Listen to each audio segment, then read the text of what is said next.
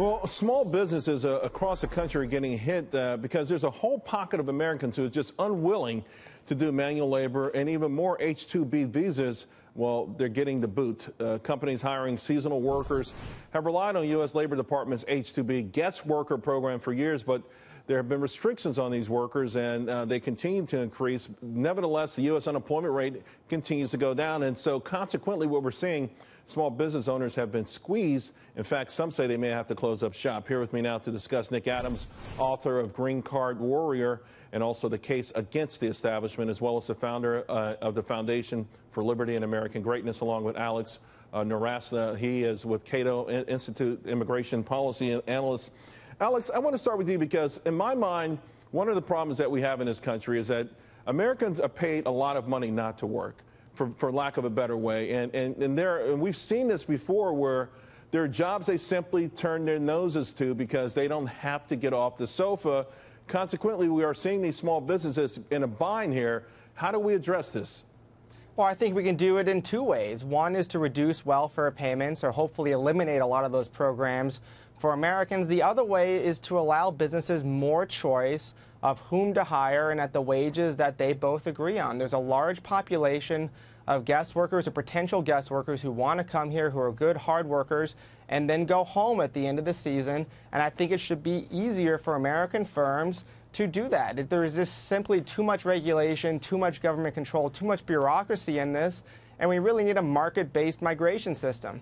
You know, Nick, one of the things, I've been looking at this for years, but what caught my attention this morning, a guy in Kentucky, a small business owner named Eddie Devine, who had very harsh words for President Trump despite voting for him because he can't get the workers that he wants and his business is suffering. Yeah, look, Charles, it's certainly a vexed issue and it's definitely not uncomplicated. But I think one of the things that we really need to make sure about is that things are going to be fair. There's been lots of documented cases of fraud and corruption among these temporary visas. We really need to make sure that we're putting Americans first. The president earlier this year came out with his initiative to buy American, hire American. As an American, that made me very proud. And I think that that's something that we should definitely be looking at and keeping in mind. I'm all for expanding the program, provided we make sure that everything is 100% crystal okay. Right, and of course, the limit is 33,000. There was an extension last year. An extra 15,000 were allowed in, and some people were hoping maybe that would be a trend, Alex. By the same token, you know, in Maine, they instituted a program for able-bodied adults without dependent children. You either have to get a job, look for a job, or into a job training program. I'm sorry. So here's the thing. 3 weeks after doing that, I think the adults on that program, Alex, dropped like 70–80%. In other words, when forced to, people hit the bricks and they either found a job or they got off of food stamps. Why not institute something like this nationwide? This way, ultimately, if these workers aren't produced or materialized, then the federal government may be able to allow more workers in.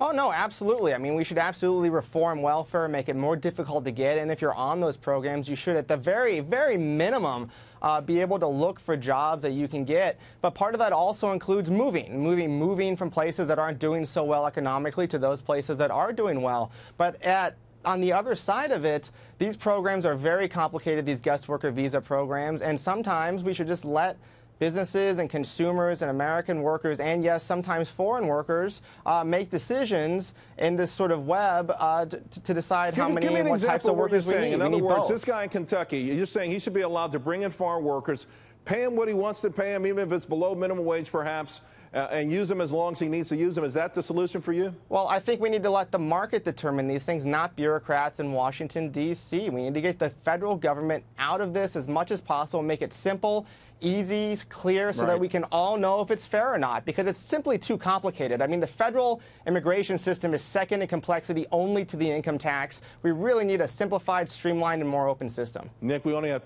20 seconds left, but your final thoughts. Look, Charles, at the end of the day, I'm all for everything that Alex is talking about, provided that we're putting Americans first. And when we want to leave it to the market, the reality is that there are Americans that will take the job if we're willing to offer greater wages for that. And if they're not paid not to take it. Thanks a lot, guys.